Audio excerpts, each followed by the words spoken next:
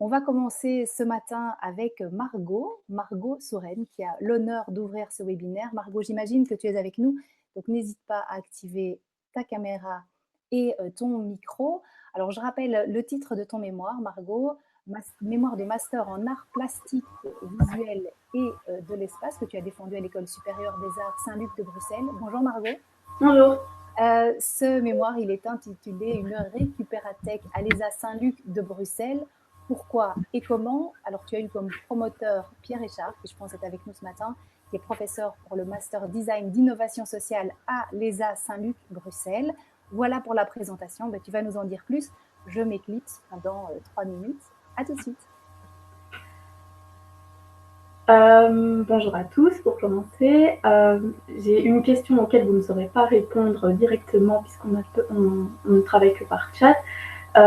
Est-ce que vous saviez qu'un étudiant en école de création produisait 35 kilos de déchets par an juste pour la réalisation de ces déchets? Donc on a une grosse production de déchets, de matériaux qui ont une durée de vie assez courte et donc on appelle ça l'économie linéaire, donc le mode de notre société pour le moment qui est d'extraire, fabriquer, consommer et jeter. Donc il est donc primordial de s'inscrire dans une dynamique créative et innovante axée sur l'absence de gaspillage. Pour trouver des solutions, je me suis basée sur le design thinking que j'ai pu apprendre lors de mon master en design social à l'ESA Saint-Luc, justement, Bruxelles. Et j'ai inclus tous les usagers, donc les étudiants, l'administration, les hommes de ménage, les hommes de maintenance, pour définir les problèmes, les besoins de chacun, mais aussi donc trouver des solutions. Donc j'ai analysé les flux qu'il y avait de matériaux dans l'école, le type de matériaux que les étudiants utilisaient en fonction des options. Et je suis arrivée à mettre en place un prototype de Récupérathèque. Donc c'est un magasin de matériaux de réemploi qui fonctionne avec une monnaie locale et qui a pour ambition de promouvoir un modèle économique durable basé sur l'intelligence collective, la solidarité et le lien social. Donc ce modèle permet de diminuer le coût des études.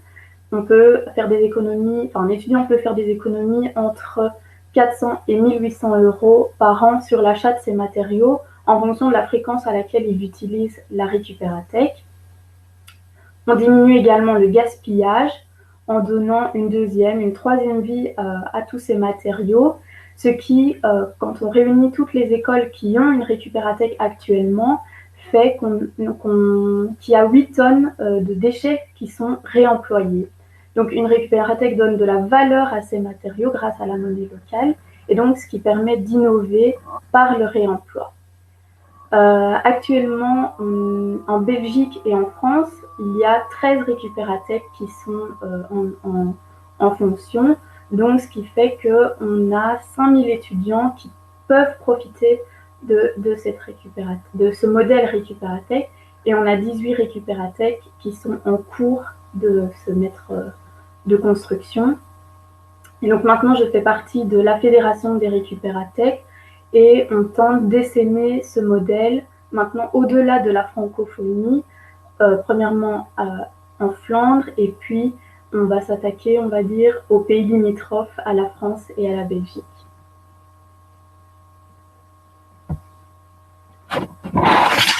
Merci Margot. Il y a toujours un petit temps de latence avant de se reconnecter, évidemment. Alors, avant d'aller plus loin et de passer aux questions-réponses, et je vois que les questions arrivent déjà sur le chat, je vais donner la parole à la présidente du jury Sustainable Design, qui est Marie Poc. Marie, vous êtes romaniste de formation et vous êtes actuellement directrice du Centre d'innovation et de design au Grand Ornu. Alors Marie, qu'est-ce que le jury a particulièrement apprécié dans le mémoire de Margot? Bien, alors tout d'abord, c'est un sujet qui est important parce que la valorisation des déchets dans une école d'art qui en produit énormément, Margot vient de nous rappeler 35 kilos par étudiant par an, c'est quand même pas une question anodine. Et le point fort que le jury a dégagé de ce mémoire, c'est l'articulation, la charnière, le passage d'un travail théorique qui est construit, recherché, structuré, à une application concrète et pérenne surtout. Alors, l'étudiant commence par planter son cadre, étudier des notions comme l'économie circulaire, le recyclage, l'écologie industrielle. Et puis, elle propose sa solution créative qui a plusieurs qualités. Donc, forcément, d'abord, les qualités environnementales avec tout l'aspect du recyclage de cette montagne de déchets. L'aspect participatif avec, si j'ai bien compris, l'implication des professeurs, des étudiants. L'aspect économique, puisque ces étudiants font, et Margot rappelait le montant des économies qui sont réalisées pour chaque étudiant chaque année. Et puis surtout, la pérennisation de ce projet.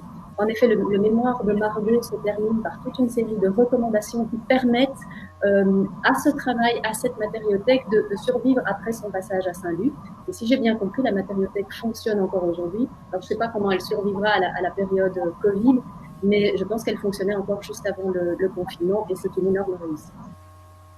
Merci beaucoup Marie. On vous retrouvera évidemment un petit peu plus tard. Alors Margot, je vois que les questions arrivent pour toi. Alors on nous demande première question, ce sont 35 kilos de déchets non recyclables. Ce sont 35 kilos de déchets qui peuvent être recyclés ou non. C'est tout ce que la matière que les étudiants utilisent pour créer leur projet. Donc par exemple, moi j'ai fait architecture d'intérieur, on utilisait beaucoup de carton mousse, carton brun, carton gris, du papier pour faire nos plans, etc. Et ben ça, quand on avait fini notre maquette, on foutait à la poubelle. Donc ici, la récupérathèque permet on démonte notre maquette et on va rapporter, même si ce sont, après on récupère pas ça, mais on essaye de récupérer, si c'est des matières comme ceci, on rapporte et il y a moyen de pouvoir qu'un autre étudiant puisse le réutiliser pour d'autres projets. Évidemment. Alors, tu disais qu'il y avait d'autres récupérathèques qui étaient déjà en cours. Toi, tu t'es basé sur des modèles existants? Je me suis basée sur le modèle existant qui, enfin, on va dire, qui est en global et je l'ai adapté à Saint-Luc puisque le modèle existant était plus pour des écoles d'art et moi je suis dans, enfin, école de création artistique et nous on est plus en architecture d'intérieur donc on n'a pas les mêmes matériaux que les artistes utilisent et donc j'ai adapté ça et j'ai vraiment analysé la matière qu'on avait chez nous et voir juste au niveau du mobilier, comment est-ce qu'on crée un mobilier pour du papier et pour des tasseaux, pour du carton, etc. etc.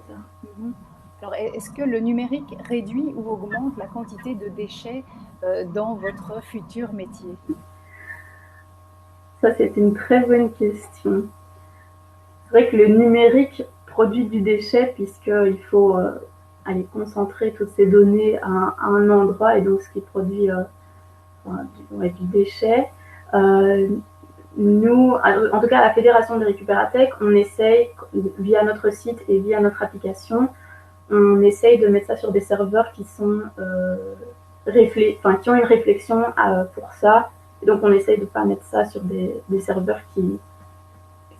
C'est pas grave tout ce qui se passe maintenant, quoi. Et donc tout se passe en virtuel en fait? Non, les récupérathèques en elles-mêmes sont donc des magasins et on a un local où les matériaux y sont et les étudiants peuvent venir aux heures d'ouverture se servir ou apporter des matériaux. Mais on a une application qui n'est pas encore terminée, mais qui va permettre aux étudiants de ne pas devoir se déplacer jusqu'à leur récupérathèque et de pouvoir voir ce qui s'y trouve et même dans les autres récupérathèques. Parce que par exemple à Bruxelles, on a déjà 3 récupérathèques qui sont en fonction et donc de pouvoir permettre aux étudiants de Saint-Luc, par exemple, de pouvoir aller à l'ULB s'ils n'ont pas les matériaux qu'il y a, s'ils ne trouvent pas le matériau dans leur propre récupérathèque, ils peuvent aller dans une autre. Et donc c'est l'application qui permettra ça. Ok. Alors, est-ce que ce modèle de récupérathèque pourra être transposé à d'autres milieux que les écoles? Quelles sont les conditions, les besoins, les recommandations pour pouvoir le mettre en place? Alors, à ce niveau-là, nous, d'abord, on s'est attaqué, on va dire, aux écoles de création, puisqu'on produit énormément de déchets, et on aimerait peut-être au fur et à mesure, en tout cas, le modèle est ouvert à tous. Tout le monde peut essayer de l'adapter à son milieu, donc, je sais pas, à des hôpitaux, à des administrations. Et on est ouvert à recevoir des questions et à aider les personnes, même si ce n'est pas dans une école de création. Mais on a déjà, par exemple, Gilles Barre à Bruxelles qui a créé au niveau d'un quartier une récupérathèque et qui permet aux habitants du quartier d'utiliser des matériaux, parfois neufs, parfois pas, et pour chez eux personnellement, quoi. Et alors, tu parlais d'une monnaie locale. Hein. Comment elle fonctionne, cette monnaie utilisée dans les récupérateurs? Alors là, ça dépend des récupérathèques. Il y a des récupérathèques qui fonctionnent sans, mais on conseille vraiment d'avoir cette monnaie locale puisque ça permet vraiment la participation de tout le monde. Donc c'est une monnaie qui est virtuelle. On n'imprime pas des faux billets et des choses comme ça parce que, tout le monde peut aller à l'imprimerie, réimprimer tout ça. Donc à Saint-Luc, par exemple, on tient une fiche où on écrit, quand l'étudiant est venu, on écrit ce qu'il y a en moins ou ce qu'il y a en plus.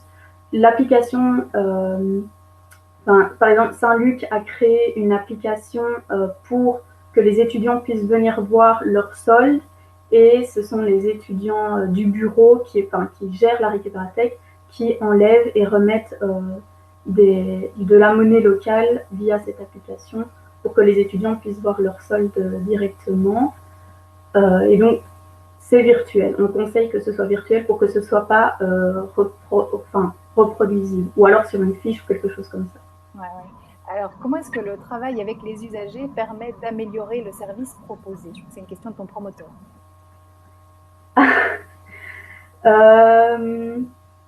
Mais ça permet, je veux dire, chaque personne a une vision de la chose, et le fait d'avoir travaillé avec d'autres étudiants et de leur avoir posé des questions, ça m'a permis de savoir, en fait, moi je suis en architecture d'intérieur, mais il y a des gens de BD, il y a des gens de création d'intérieur, de dessin, de techniques d'architecture, et donc tout le monde n'utilise pas les mêmes matériaux. Donc moi j'étais fixée sur, on a énormément de carton, mais dans d'autres options, en fait, il n'y a même pas de matériaux, ou ce sont juste des plans, et donc eux ont des problèmes ils ont énormément de dépenses dans des plans.